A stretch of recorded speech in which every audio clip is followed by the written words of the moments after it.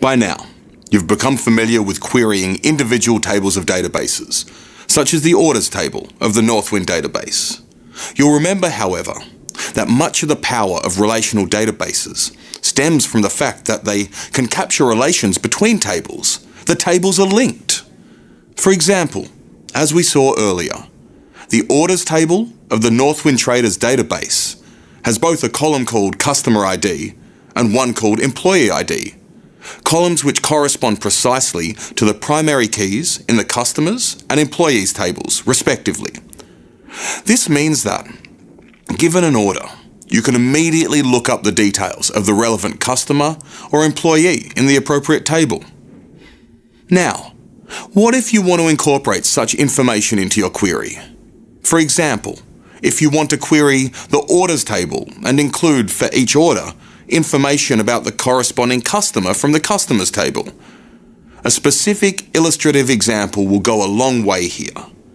Let's say that we wanted for each order to get the order ID and the company name of the customer.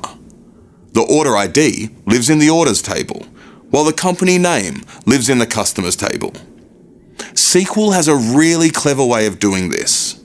It's called a join, because what you're really doing is joining two tables together. In this case, the orders table and the customers table. Specifically, it's an inner join. There are also other types of joins which we won't cover in this course. As it's the customer ID columns of the orders and customer tables that correspond to each, you'll want to join the tables on these columns, and that is precisely what I've done in this code.